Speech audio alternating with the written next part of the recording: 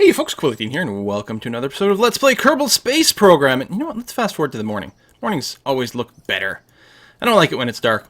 Couple of things since the last time. I have discovered, there was a serious issue with my fuel lines. They still weren't working right, and it's because of the fact that I'd unlocked some technologies before fixing some of my mods, and now there was some confusion in the system as to whether things should be unlocked or not. And even though the fuel lines looked like they were supposed to be unlocked, they weren't, and then the fuel lines are actually supposed to be way over here, not here. So, you know what I did is I actually went into my save, I deleted all of my unlocked technologies. So I reset my tech tree, then I loaded into the game, and I went into the debug menu to give myself some extra science points, and re-unlocked everything that I believe we had unlocked. Plus, you guys didn't see it, but after we came back from Inmis, of course, we have tons of science, right? Like 1,200 or something, so I unlocked a few more science. And as far as I know, this is roughly the same tech tree setting as we had when we left off, except that now things are working properly. Of course, we still don't have fuel lines because apparently they're way over here.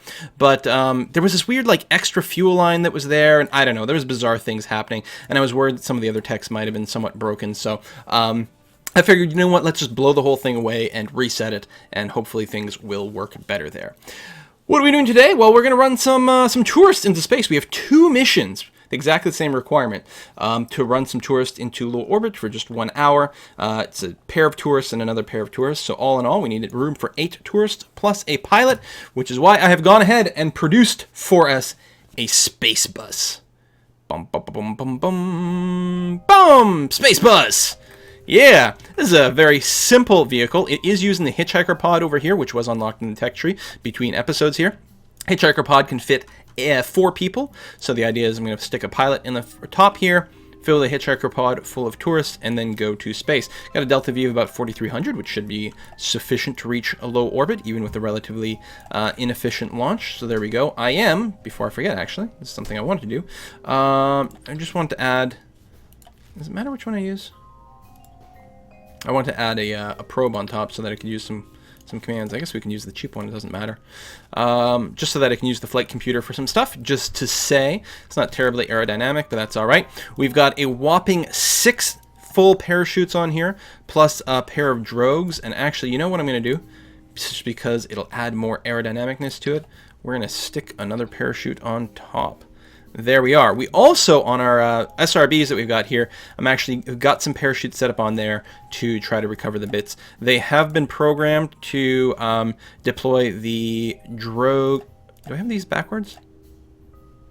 I do have them backwards. The main parachute wants to start later, and the drogue can launch earlier. There we go, like that. Let's make sure that I've got it set right. Ooh, lag when the UI pop-up is open. There we go. Okay, good. Let's give it another save, and indeed, there is my plan.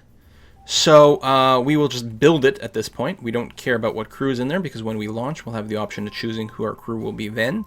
And there we go. Alright, so a total of 7 full parachutes, plus a couple of drogues. Got to bring our tourists back safely. Lots of delta V, a little extra thrust to weight, so we might end up throttling down a bit. Since the main engine will be on as well as the SRBs. And again, I don't have fuel lines right now, so we can't do really good staging, but this will be sufficient. Okay, launch, build vessel.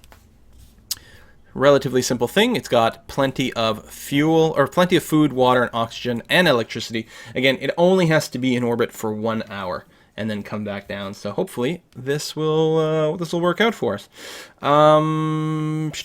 Go here. Let's warp to the space bus completion. It's going to take us 6 days to complete that. Do I have any upgrade points left? Oh, I do actually, quite a bit. I increased my research rate to try to burn through that tree very quickly. I should probably go and bump up this. I still don't really need the second rate yet. There we go, we'll do that and we'll save the extra point. Actually, did it just generate even more points? Do you generate points as you build? That would make sense, actually. That's probably exactly how the system works.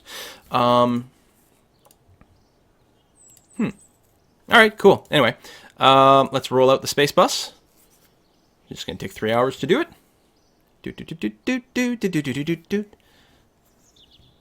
And prepare to launch. Good. Launch. So we're going to remove you. We're going to put our pilot in here. Lamfair. And Now, I can add tourists here, or I can auto-add them on the pad. I guess it doesn't really matter. Tourist, tourist, and tourist. Launch. I think we're okay here. So this should be a relatively simple flight. And it'll be interesting to see what unlocks after that. Of course, we do have the mission we picked up to build a base. I don't know if I'm going to want to rush into that or wait until we've got the ability to actually get something self-sustaining. Yeah, let's use the flight computer for this, which will be fine. We've got everyone loaded in there. If we take a quick look at our contracts. Yep, passengers, everything is good. Just wants to get in orbit and wants to be recovered. That we can do. So, we're at full throttle. I think we are ready to launch. Ooh, a bit of a bend there. We should have probably put in some struts. Yeah, it still wants to do the EVA report up here. So we'll see how it goes. Speed is going up very quickly. I'm going to go ahead and throttle down the main engine. And we'll go ahead and do our roll. But yeah, this bend is slightly ungood because it means some of our thrust isn't going straight down, so we're losing some of it, which is very much unfortunate. Well, that's alright. Speed is still climbing quite quickly. Let me throttle down the main engine some more here. We'll have to remember to throttle up when we go ahead and detach the SRBs. So we're going to try to prevent too much drag from hitting us. And the SRBs are running out. Let's go to full throttle and stage. Okay, they didn't get hit by the heat too much, including the parachutes. That is good. Let's go ahead and go to surface prograde, which I could have done a little bit sooner. And we have no fins on here, but because we are heading basically prograde, we shouldn't worry about looping too much. I do want to pitch over a little bit more. This is not quite the most efficient thing there is. Let me throttle down some more. Speed continuing to go up, which is okay. This should actually gravity turn us a little bit more by doing this. Ideally, I'd like to be at the 45-degree mark here, so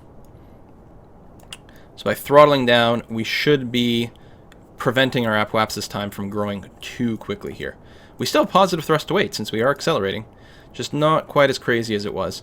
And then as soon as we get to 30,000, I will do the hard pitch over to the horizon, because there shouldn't be enough. This is not a super long rocket. It should be able to avoid any sort of wonky rolls. Once we get at that point, there shouldn't be that much drag.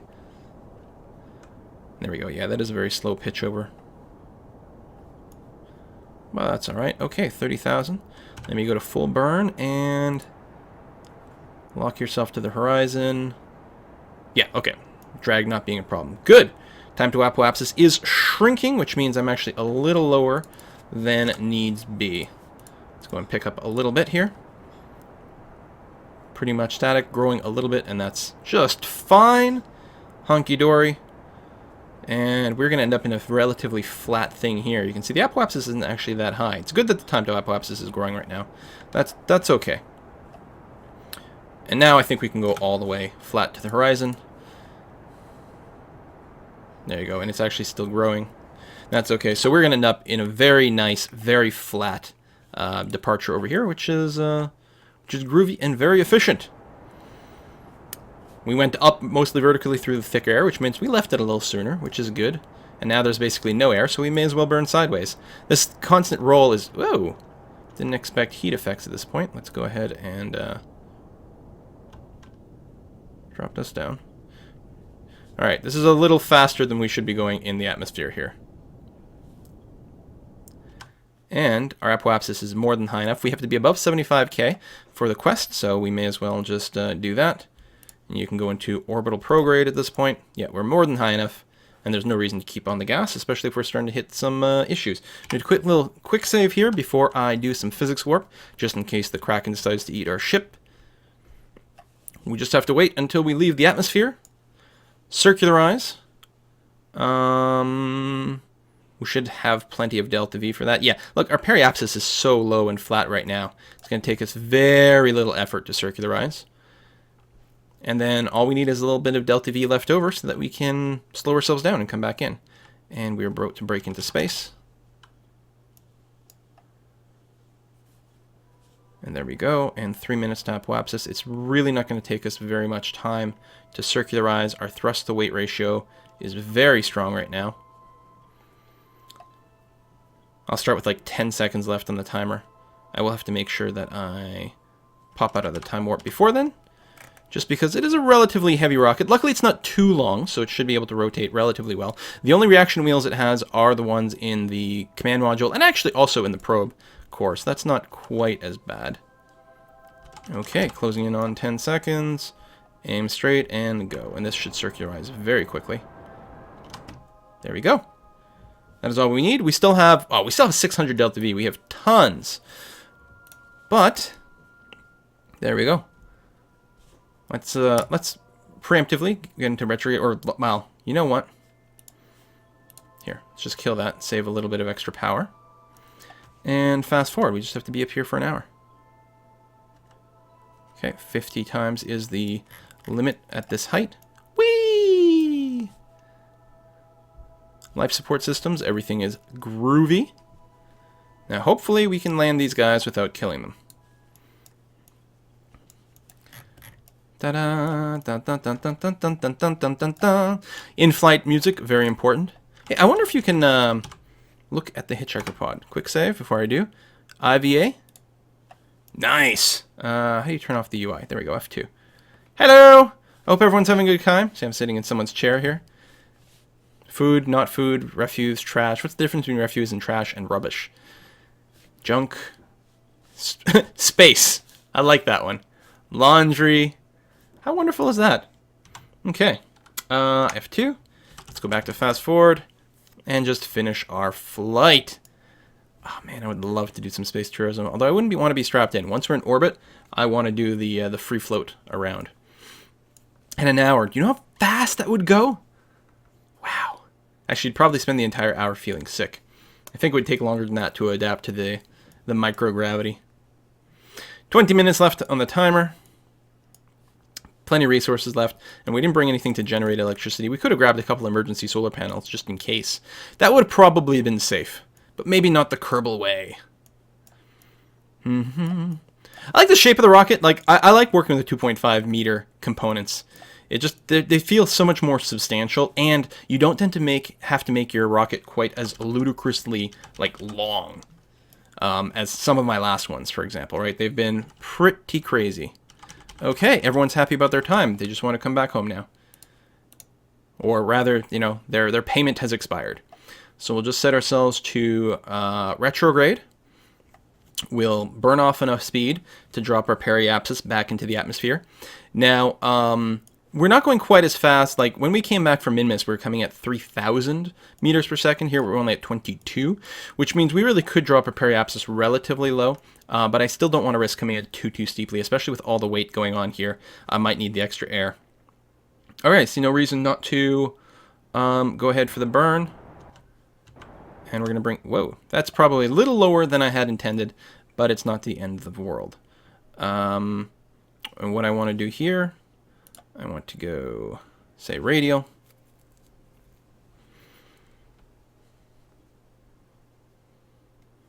And stage.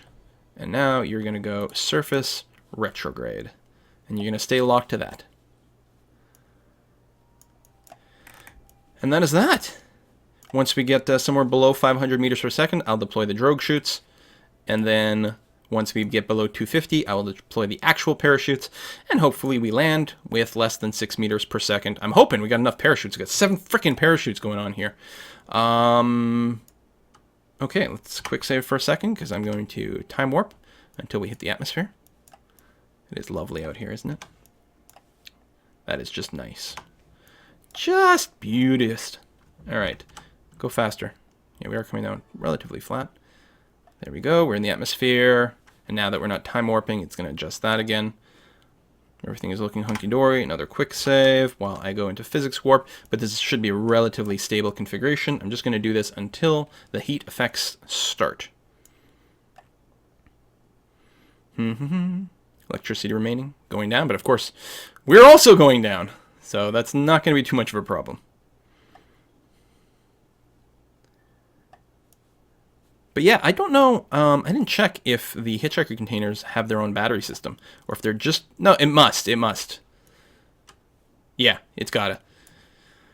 They must have a certain amount of oxygen, water, and food in there as well. Yeah, that makes sense, because it looks like all of the manned capsules are configured to store enough stuff. Oh, there's my other bits and pieces over there. To store enough stuff that they can last for 3 days on food, water, and oxygen, and 1 day on electricity, given their maximum occupancy, just by themselves. And then, of course, you want to store some more stuff. Technically, that's enough to get around the moon and back, but I wouldn't want to risk it.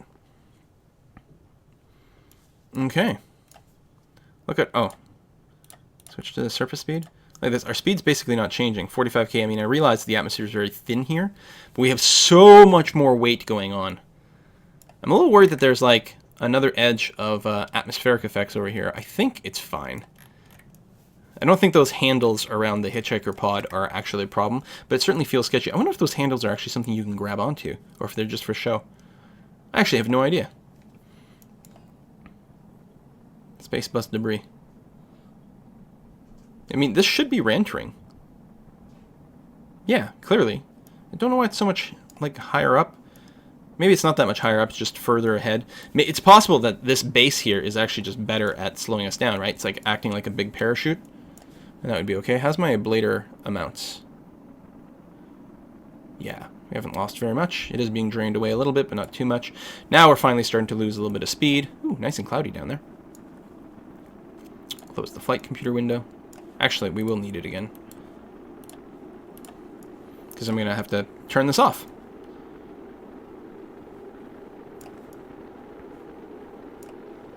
Alright. No bad heat bars. That's good. Speed is starting to drop now as we're closing in on 30,000. Again, the atmosphere is starting to thicken up. And I think we're going to be fine. I suspect by the time we get to about 15k, we'll be able to deploy the drogue if we want. Shiny. Yeah, I don't know. I expect that to have come down a little further by now, but whatever. Nice little mountains. Life support is going fine. Oh, I think we're going to come down in the water over here, and that's okay. Speed is dropping very quickly now. G-forces are... Actually, the G-force is basically just 1. Maybe a little over 1. So they're barely feeling anything right now. Alright, atmosphere is continuing to thicken up. Speed should continue to drop much, much quicker. There we go. G-forces are climbing towards 2 right now, as the braking is really starting to be felt. There we go. It's at 2G. I'd like another display somewhere else that's a little easier to read for the G-forces. So they can definitely feel the air pushing against the capsule. Closing at 2.5G. Hope you tourists are enjoying yourself.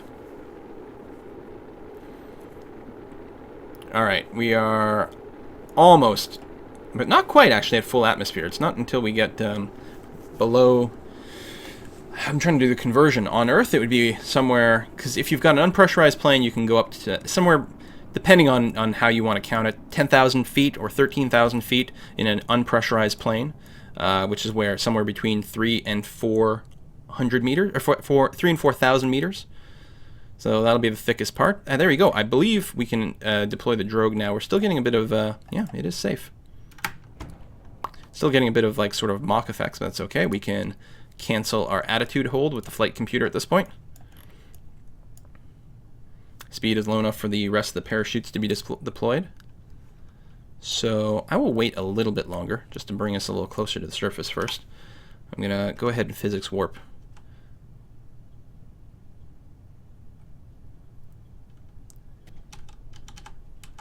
Okay, they're fully deployed. We're still fine. I'll go ahead and deploy the rest. They will extend this out fully at 1 kilometer, which should be plenty of time to brake. Again, I'm going to quick save before I physics warp. Physics warp is especially risky. That things might go weird. And our speed is indeed below 6 meters per second, which is great. Although that does mean it's going to take us, you know, over 100 seconds to land, a couple of minutes. We are going to times 4 speed, though, so that's good. Everything is nice and stable. Cloud's moving like crazy. Lumfair is looking pretty happy. G-forces are exactly 1 right now. Everyone's super comfortable. Having completed their... I don't know. I don't even get that much money from the space tourism. I mean, maybe they pay more than that. Maybe they pay millions of dollars, and it's just only part of it goes to me.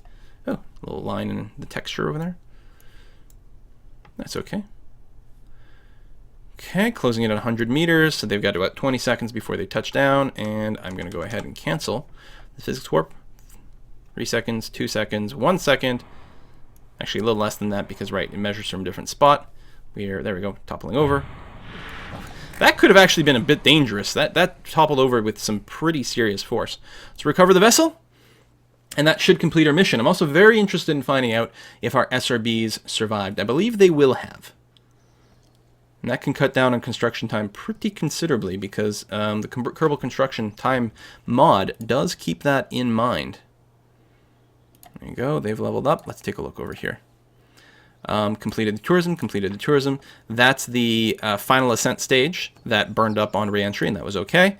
And yes, we did indeed recover our solid rocket boosters. Actually, we only lost 2.3% of their value, which is really nice.